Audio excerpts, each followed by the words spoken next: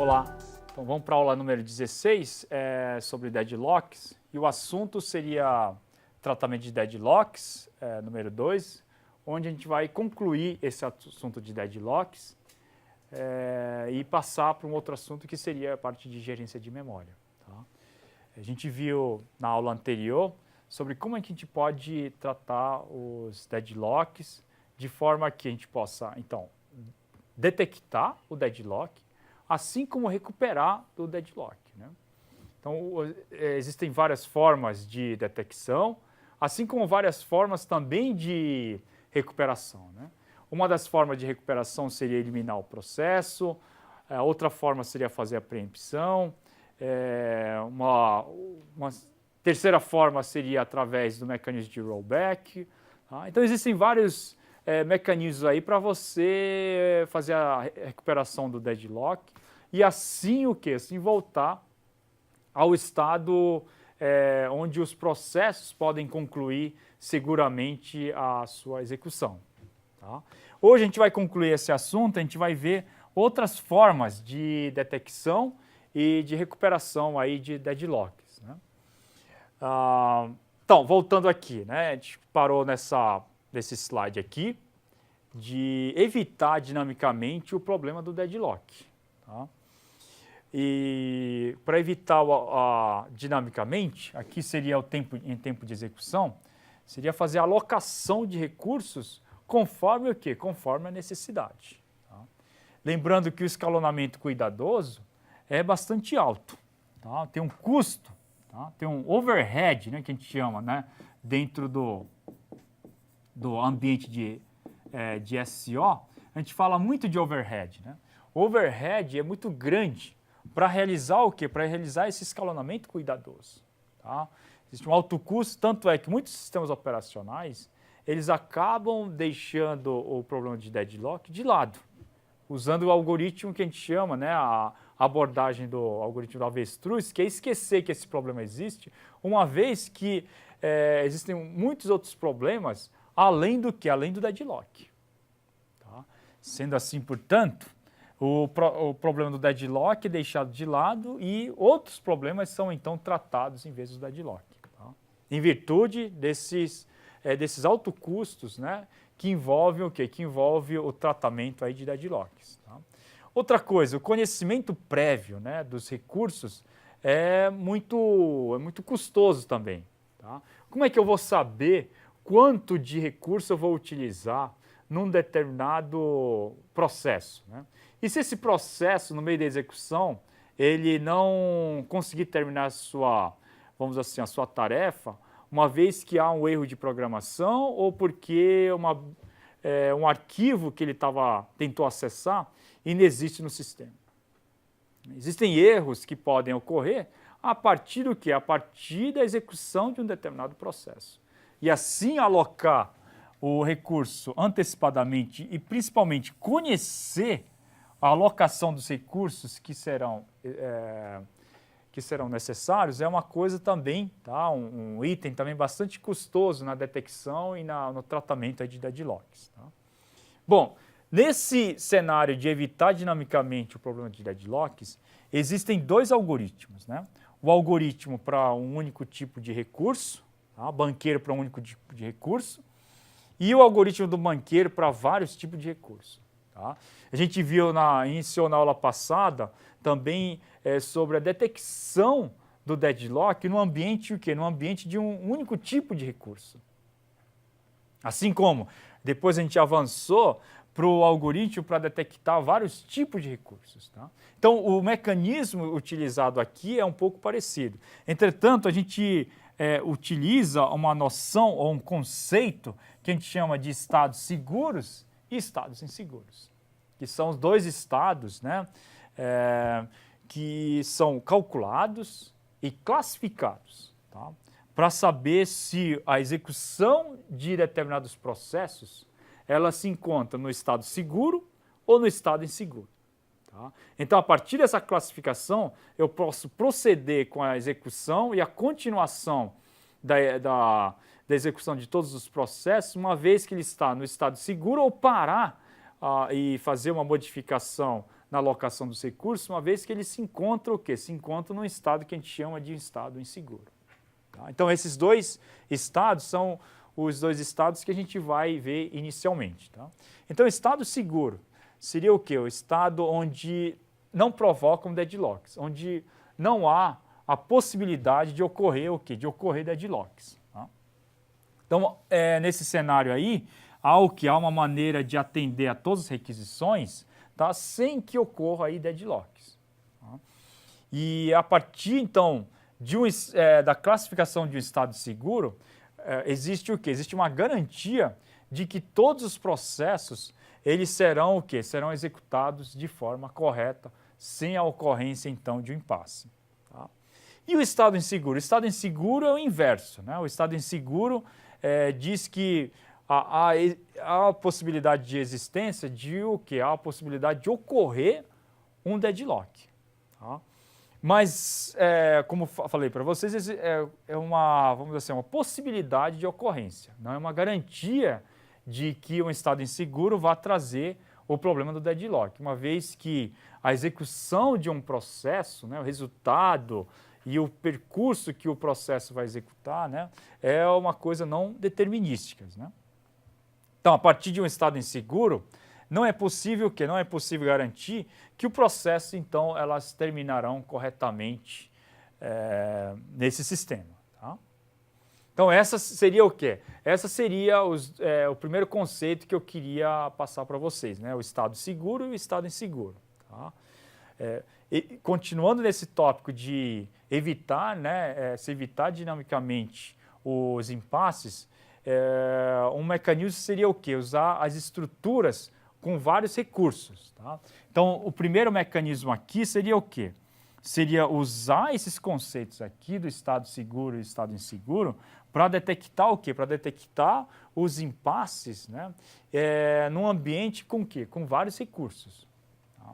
Então, de novo, vai existir o quê? Vai existir as estruturas, né, de matrizes e vetores de recursos existentes, de recursos disponíveis, de recursos o quê? Que estão correntemente alocados, assim como de recursos que serão necessários para que um processo, então, possa concluir corretamente. Tá? Então, aí, diante dessas estruturas, né, montadas, a gente pode, então, inferir se existe um estado seguro ou um estado inseguro a partir da representação, a partir dos dados que foram coletados e inseridos dentro desses vetores e matrizes. Tá? A partir disso, então, a gente pode inferir, tá? Classificar, né, se a execução de um conjunto de processos, eles encontram-se dentro de um estado seguro ou dentro de um estado que a gente chama de um estado inseguro. Tá?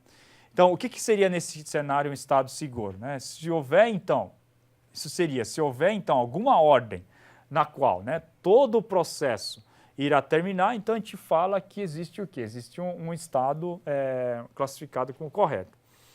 Ainda que todos peçam o número máximo de recursos imediatamente. Então, existe o quê? Existe um recurso aqui, né, uma matriz de recursos, tá, que são recursos que são alocados, tá, que são solicitados por cada processo. Tá. Esses recursos que são solicitados por um processo, eles têm o quê? Eles têm um número máximo. Então, o estado seguro deve garantir que mesmo que um único processo peça o número máximo de recursos, ele possa continuar o quê? Possa continuar a sua execução e terminar com a execução de todo o conjunto de processos. Tá? Bom, estado seguro, então, só para exemplificar aqui. Então, a gente tem um cenário aqui de processos A, B e C, e há 3, né, recursos disponíveis. Tá? Dentro desse cenário de 3 recursos disponíveis, tá, obviamente que esses recursos disponíveis, então, eles podem o quê? Podem ser alocados para qualquer um desses processos. Tá? Então, essa matriz aqui, a primeira coluna é de processo, a segunda coluna é da quantidade máxima de cada recurso que ele pode requerer, tá? E a terceira coluna aqui seria o quê? Seria a quantidade máxima aí de recursos que um determinado processo vai requerer. Então, esse processo A aqui, ela possui o quê? Ela possui 3 recursos e pode vir a requerer mais, no máximo, pode ter 9 recursos. Esse processo B, ele possui no momento 2 recursos e precisa o quê? Precisa de mais 2 para atingir 4 recursos, que é a quantidade de recursos máximos que o processo B vai necessitar para concluir a sua execução. Da mesma forma, o processo C aqui, ela tem no momento 2 recursos de um tipo. Tá? A gente está vendo aqui um recurso de um tipo. E ele precisa de mais 5 recursos para atingir o quê? Para atingir o máximo necessário para que ele possa, então, concluir a sua execução. Diante desse cenário aqui, né, quais são os processos que poderão, então, concluir, né, para que a gente possa considerar seguro? Né? Primeira pergunta, né, além dessa que eu já perguntei agora. Esse estado é um estado seguro ou é um estado inseguro? Se vocês notarem aqui a tabela de processos, ele tem o quê? Ele tem 3 recursos disponíveis, tá? Esse sistema. E o processo A aqui, ele possui 3, mas ele vai precisar de no máximo 9. Então, se eu adicionar 3 aqui, isso aqui vai o quê? Vai para 6. Então, ele não vai atingir o quê? Não vai atingir a quantidade máxima ainda. Tá? Vamos para o B, então, agora. O B, ele tem o quê? Ele tem 2. Se eu adicionar mais 3 aqui, aliás, mais 2, eu vou atingir o quê? Vou atingir a quantidade máxima. E assim, ele vai conseguir concluir a sua execução. Então, o B seria o quê? O B seria um forte candidato para quê? Para alocar-se os recursos disponíveis para que, então, eu possa tirar o B de execução. Tá?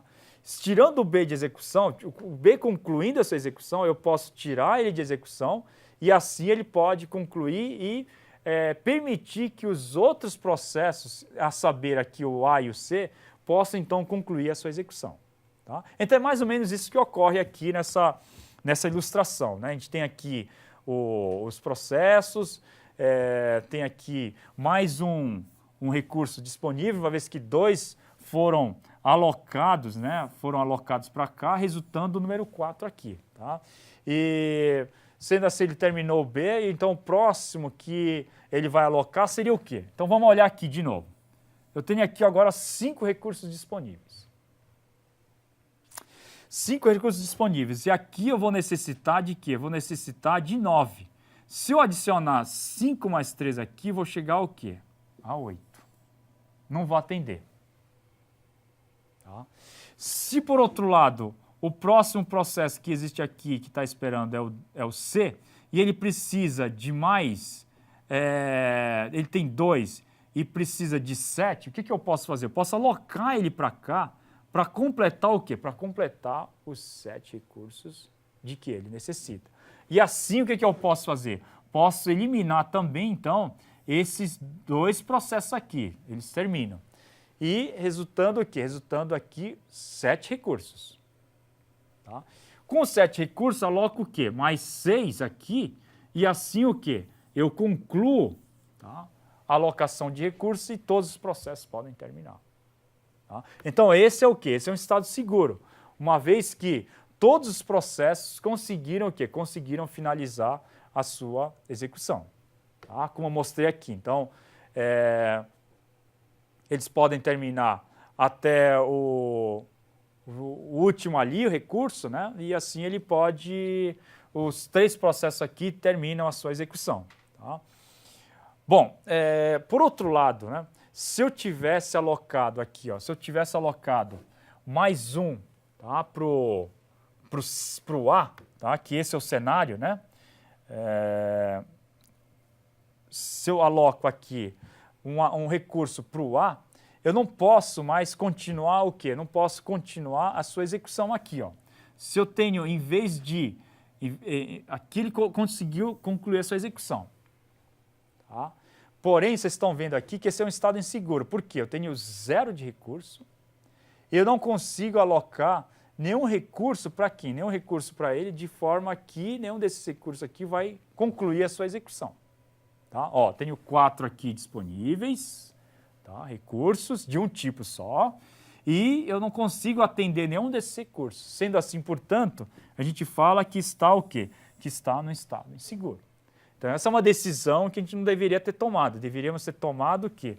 Deveríamos ter tomado essa primeira decisão aqui, que seria a decisão que vai permitir que todos os processos possam executar sem que haja um estado inseguro. Tá? Então, o estado inseguro foi idealizado por Dijkstra, né, um algoritmo de escalonamento para evitar deadlocks. Funciona com o algoritmo de banqueiros, que é muito similar ao que a gente viu. Então, nesse cenário aqui, a gente viu 4 clientes, tá? A, B e C, e esse cenário, o quê? Esse cenário aqui de recursos que eles possuem e o máximo de créditos que ele pode alocar. Então, o máximo de créditos aqui seria o quê? Seria 22, que é a soma de quê? Que é a soma de todos os créditos dessa coluna aqui. Tá? Temos livres 10 e nesse cenário aqui, num determinado ponto, temos livre o quê? Temos livre apenas 2. Pergunta-se, esse cenário é um estado seguro ou inseguro? Ainda se considera um estado seguro, ainda é considerado um estado seguro. Por quê? Porque eu posso colocar o 2 aqui, concluir com mais 4 aqui, né? 2 mais 2 vai dar 4. Consigo o quê? Consigo executar seguramente o algoritmo, o processo C. E com isso, os outros processos podem o quê? Podem vir a concluir. Tá? Então, esse é o cenário do estado seguro, uma vez que tanto esse como esse aqui são considerados estados seguros. Por quê?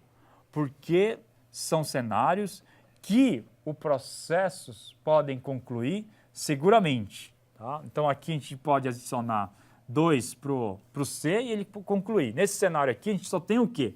Só tem um recurso livre. Então, a gente não deveria ter deixado eles ficar apenas com um único recurso livre. Porque nesse cenário, eu não posso adicionar um recurso para qualquer um desses processos aqui, mas eu não vou conseguir o quê? Eu não vou conseguir atingir o valor máximo, que é o valor que eu necessito para que os processos, então, possam concluir.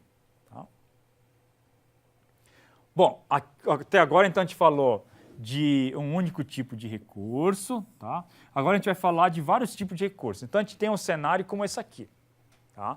Processo desse lado aqui, unidade de fita, plotter, impressora, unidade de CD. Tá? Esses aqui são os recursos alocados a cada processo. Tá? E aqui a gente tem um cenário em que os recursos que são requisitados por cada processo para que então ele possa terminar. E, de novo, a gente tem o quê? A gente tem os vetores dos recursos existentes no CPD, os recursos que já foram alocados, tá? E os recursos que se encontram disponíveis num determinado período de tempo. Tá?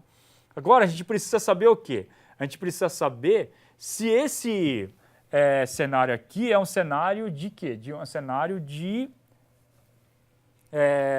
estado seguro ou inseguro. Tá? Então, a gente tem 4 processos aqui. Tá? E temos esses recursos disponíveis aqui para serem o quê? Para serem alocados. Tá? Esses recursos aqui, ó, temos aqui uma unidade de fita, 0 de plotter e uma impressora. Tá? Então, a gente pode ver facilmente que quem pode ser atendido é o quê? Esse processo D aqui.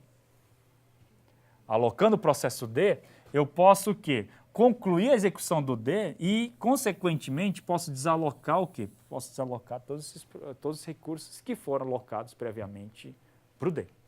Tá? E,